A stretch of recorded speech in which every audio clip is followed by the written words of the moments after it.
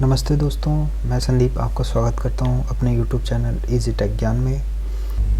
दोस्तों, आज मैं आपको इस वीडियो में बताऊंगा कैसे हम किसी कंपनी की सैलरी शीट तैयार कर सकते हैं। दोस्तों, अगर आप कहीं जॉब भी करते हैं तो भी आपको सैलरी के बारे में पता होना चाहिए कि कैसे कितना % PF, कितना % ESI आपका डिडक्ट होता है और उसमें आप किस तरह से आप फॉर्मूला इस्तेमाल कर सकते हैं। तो ये सब मैं आपको बताऊंगा इस वीडियो में। शुरू करने से पहले अगर आप चैनल पे नए हैं तो प्लीज़ सब्सक्राइब कीजिए, लाइक और शेयर ज़रूर कीजिए। एक शीट मैंने तैयार की है जिसमें मैंने कुछ नाम लिखे हैं। यहाँ पर डेजिग्नेशन मैंने लिख दिए हैं: accountant, HR assistant, cashier, accountant, manager, PN। और ये इनकी बेसिक सैलरी है, ये अलाउंस है। और ग्रॉस में और ये है ग्रॉस सैलरी। ग्रॉस के लिए मैं इसको प्लस कर लूँगा बेसिक सैलरी और अलाउंसेस को। तो simple equal to this basic salary plus allowances और एंटर। तो ये 60,000 आ गया है। इसको मैं ड्रैग कर लूँगा। ये सबकी ग्रॉस सैलरी आ गई है। ये इनके मान लीजिए अप्रैल मंथ के हम सैलरी बना रहे हैं, तो इसमें ये डेज़ मैंने फीड कर दिए पहले से ही कि ये 30 डेज़, 29 इस तरह। तो अब डेज़ के अकॉर्डिंग अब इनकी बेसिक कितनी बनेगी उस पर हम फार्मूला लगाएंगे। इक्वल टू ये हम सेलेक्ट कर लेंगे बेसिक सैलरी को डिवाइडेड बाय अप्रैल का महीना होता है 30 का, डिवाइडेड बाय 30 इंटू एस्ट्रिक। ये एस्ट्रिक का साइन लगाएंगे इंटू के लिए, इंटू 30। ये डेज वाला सेल जो है G4 जिसमें हमने डेज लिखे और एंटर। तो ये आ गया 35,000। ये इसकी अभी बेसिक हमने निकाली है, उसको हम ड्रैग कर लेंगे। ये सभी की बेसिक आ जाएगी। अच्छा देखिए, अब यहाँ पर ये पॉइंट्स में आ रहा है, तो हम सिंपल क्या करेंगे, हम चाहते हैं कि पॉइंट्स में ना आए, ये राउंड में आए। तो हम यहाँ पर इक्वल टू से पहले, इक्वल टू के बाद राउंड लगाएंगे। हम यहाँ पर इक्वल टू के बाद राउंड देंगे, ROUND, राउंड लिखेंगे, ब्रैकेट ओपन। और इस पे हमने कॉमा करके 0 और ब्रैकेट क्लोज। कॉमा और 0 देना इसमें ज़रूरी होता है, वरना ये फंक्शन काम नहीं करेगा। इसलिए कॉमा के बाद 0 देना ज़रूरी है और एंटर। और इसको मैं ड्रैग कर लेता हूँ। तो ये इस तरह से पॉइंट्स इसमें हट गए और ये राउंड फिगर में आ गया है। ठीक है, तो इस तरह हम अलाउंस भी निकाल लेते हैं। Equal to allowances divided by 30 into days और एंटर।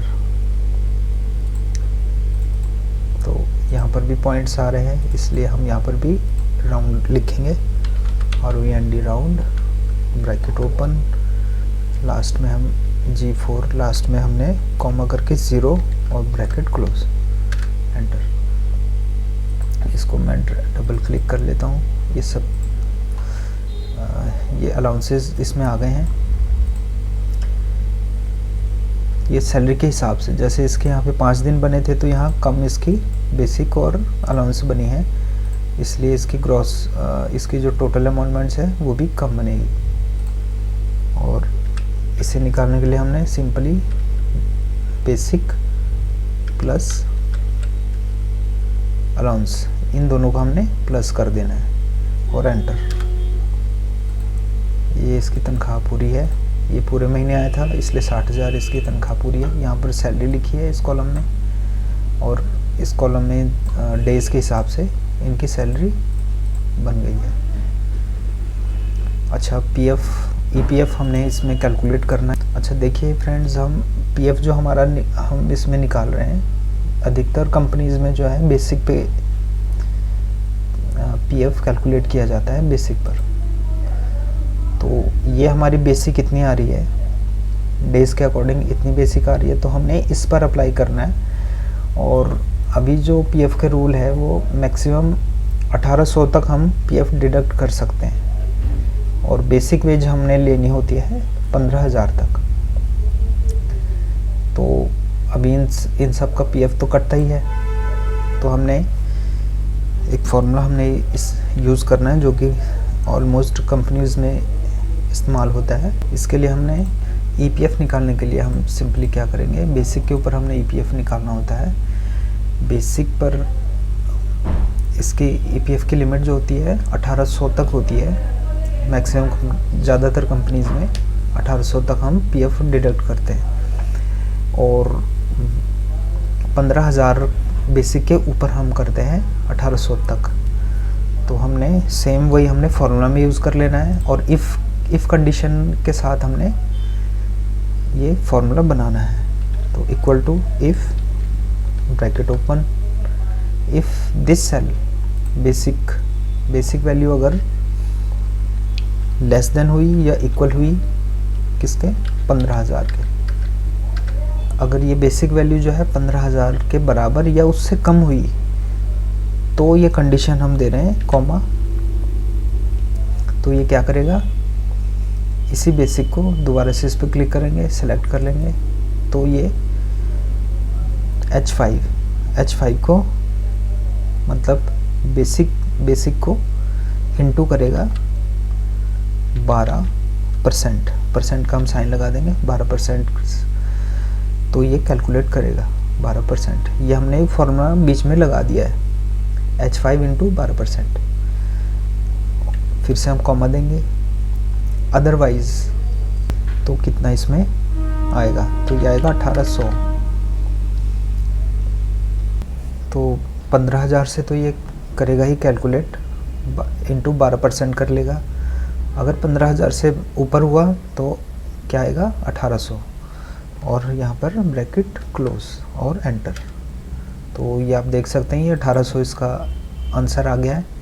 अब मैं सेम इसको ड्रैग कर लेता हूँ नीचे तक, ये देखिए ये 1650 आ गया, ये 1800, मतलब 1800 से ऊपर ये नहीं जाएगा, चाहे यहाँ पर आप कितना भी बेसिक कर लो। अब जैसे मैं यहाँ पर मैनुअली बेसिक कर लेता हूँ, मान लीजिए मैंने यहाँ पर 60,000 कर लिया, बेसिक ही मैंने 60,000 ले ली, तब भी बेसिक 60,000 लेने पर भी ये 1800 से ऊपर क्रॉस नहीं हो रहा है, क्योंकि मैंने फॉर्मूले में ये सेट कर दिया है। तो कंट्रोल Z कर लेता हूँ। तो इस तरह से आप इस्तेमाल कर सकते हैं इफ फार्मूला के साथ। अब यहाँ पर ये पॉइंट्स में आ रहा है, मैं चाहता हूँ राउंड में आए, तो यहाँ पर इफ़ के आगे हमने राउंड लिखना है, ROUND, राउंड, ब्रैकेट ओपन, सबसे लास्ट में जाएंगे हम, कॉमा करके 0, कॉमा 0 लगाना ज़रूरी होता है जब भी आप राउंड लिखते हैं, ब्रैकेट क्लोज और एंटर। तो ये राउंड फिगर में आ गया है, मतलब ये 0.5 को राउंड करके 1 रुपये कर लेता है। तो इस तरह ये आपका EPF आ गया है। और इसी तरह हमने ESI कैलकुलेट करना है। दोस्तों ESI आपको मालूम है 2021 में ESI जो है एम्प्लॉय का 0.75%, जो कि मैंने यहाँ लिखा भी है, इतना कटता है, और जिनकी सैलरी 21,000 या उससे कम होती है उनका। तो सेम चीज़ हमने फॉर्मूले में अप्लाई कर देनी है कि 21 या 21,000 से कम हुई सैलरी, ये ग्रॉस पे अप्लाई होती है। अगर ग्रॉस जो सैलरी बन रही है वो 21 या 21,000 से कम हुई तो मल्टीप्लाई होगा 0.75%, अदरवाइज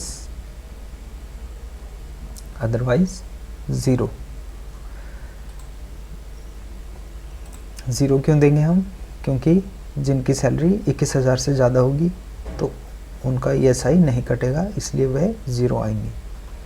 अब हम ESI इसमें कैलकुलेट करेंगे। तो फ्रेंड, जैसे कि आप जानते हैं कि जिनकी ग्रॉस सैलरी 21,000 या उससे कम होती है उन्हीं का ESI ज़्यादातर कंपनीज़ में काटा जाता है। तो हमने लॉजिक फॉर्मूले में लॉजिक का इस्तेमाल करना है, इफ़ करके, if bracket open, if this value, मतलब इनकी ग्रॉस सैलरी पे हम यहाँ लेंगे जो इनकी मंथली ग्रॉस सैलरी होती है। F5 पे हमने सेलेक्ट कर लिया है। If F5 is less than और इक्वल टू 21,000, मतलब जिन लोगों की सैलरी 21,000 से कम या उसके बराबर है उनका ESI कटना चाहिए। तो इनटू, अब हम टोटल पे लेंगे, यहाँ पर जितना उनका डेज़ के हिसाब से बन के आई है उसको हमने मल्टीप्लाई करना है 0.75%, इतना ESI इनका डिडक्ट होगा।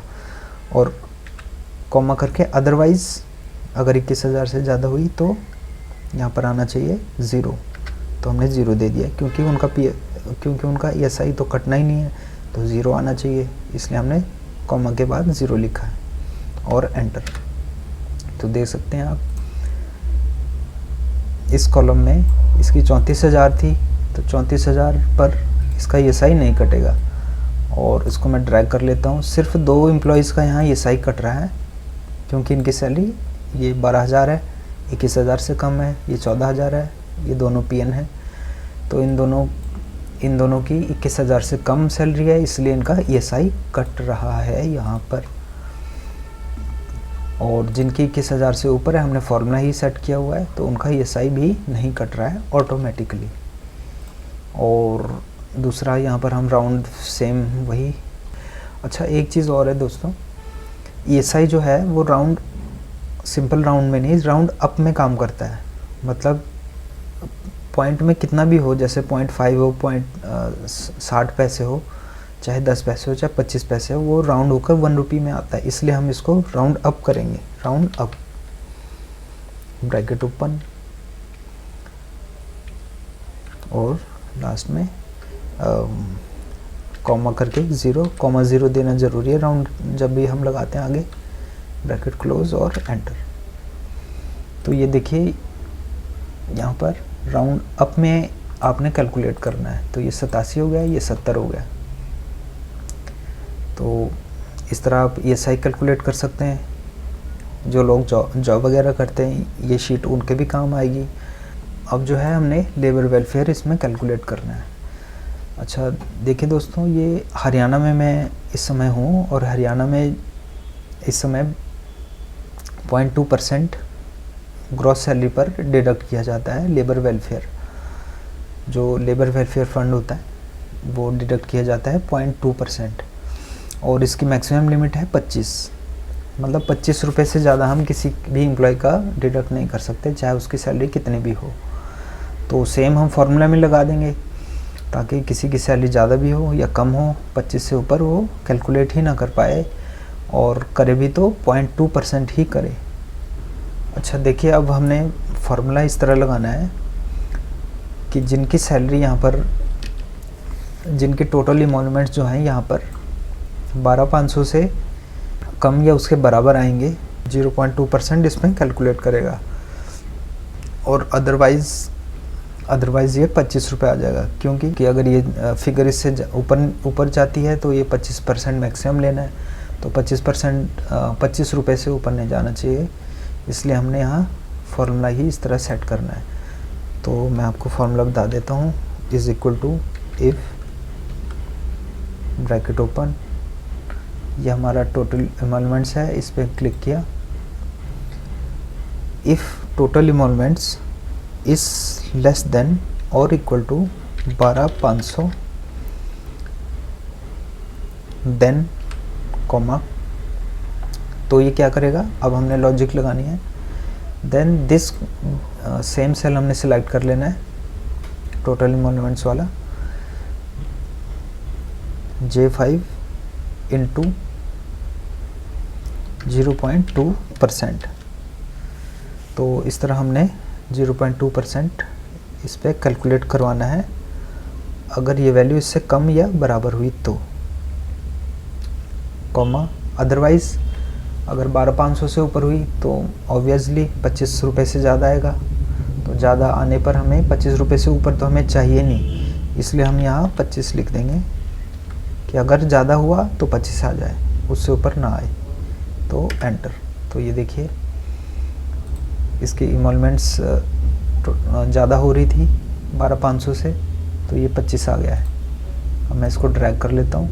अब ये किसी का कम भी आएगा, ये इन सब का 25 आया है क्योंकि इनकी यहाँ पे इमोलमेंट्स 12,500 से ज़्यादा थी, इसलिए 25 आ गया है। यहाँ पर 23.2 क्यों आया है?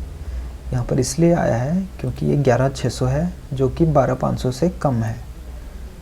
और हमने लॉजिक इस तरह लगाई थी कि अगर 12,500 से कम हुआ या बराबर हुआ तो 0.2% से मल्टीप्लाई ये हो जाएगा अपने आप ही। तो क्योंकि ये 12,500 से कम है इसलिए ये मल्टीप्लाई हो गया 0.2% से। और सेम इसमें हम भी राउंड फार्मूला इसमें भी लगा देंगे। आगे लिखेंगे राउंड, ब्रैकेट ओपन, लास्ट में जाएंगे, कॉमा 0, ब्रैकेट क्लोज और एंटर। इसको मैं ड्रैग कर लेता हूँ, ये राउंड में आ जाएगा। ये देखिए ये 23 रुपये, 19, ये 13 रुपये, ये 25। तो इस तरह हम लेबर वेलफेयर इसमें कैलकुलेट कर सकते हैं। बाय डिफ़ॉल्ट आप इसमें कितने भी डेज़ किसी के कम कीजिए। मान लीजिए मैंने इस फर्स्ट जो सेकंड नंबर पे है इसके मैं डेज़ दो दिन कर देता हूँ, तो इसका 5 रुपये कैलकुलेट करेगा क्योंकि ये वैल्यू यहाँ पर कम हो गई है 12,500 से। 12,500 से कम हो गई है वैल्यू, इसलिए यहाँ 5 कैलकुलेट कर रहा है। और पीएफ भी ऑटोमेटिकली कैलकुलेट कर रहा है। और देखिए ये 21,000 से कम हो गई है वैल्यू, पर यहाँ पर ESI 0 ही है क्योंकि इसकी सैलरी 21,000 से ज़्यादा। हमने लॉजिक यहाँ ESI की लॉजिक हमने ग्रॉस सैलरी के ऊपर लगाई थी इसलिए। और यहाँ पर जो है मैंने TDS इनका एग्जाम्पल के तौर पर लिखा है। अब लास्ट में आपको मालूम ही है कैसे पेएबल निकालना है, इक्वल टू ये तो सिंपल सा है। लास्ट में हमने पेएबल अमाउंटमेंट्स निकाल लेनी है इसकी, अमाउंटमेंट्स, हाँ अब ठीक है। और लास्ट में हमने इसकी पेएबल अमाउंटमेंट्स निकाल लेनी है, equal to total emoluments minus EPF minus ESI minus labour welfare minus TDS का कॉलम सिलेक्ट नहीं हुआ है तो मैं मैनुअल पुट कर देता हूँ N4 और ब्रैकेट क्लोज, सॉरी ब्रैकेट तो दिया नहीं है, एंटर। तो इस तरह आप कर सकते हैं। मैंने इन सभी को जितने भी ये कॉलम थे एक एक करके J4 से मैंने माइनस कर दिए हैं, तो ये नेट अमाउंटमेंट्स आ गया है। इसको मैं ड्रैग कर लेता हूँ। तो इस तरह से आप इजीली सैलरी शीट बना सकते हैं। और यदि आप जॉब करते हैं तो अपनी सैलरी को आप समझ सकते हैं कि किस तरह से फॉर्मूले काम करते हैं। तो आई होप फ्रेंड्स आपको ये वीडियो पसंद आई हो। पसंद आए तो प्लीज़ लाइक कीजिए, शेयर कीजिए और सब्सक्राइब तो ज़रूर कीजिए। मैं मिलता हूँ आपको नेक्स्ट वीडियो में, तब तक के लिए गुड बाय।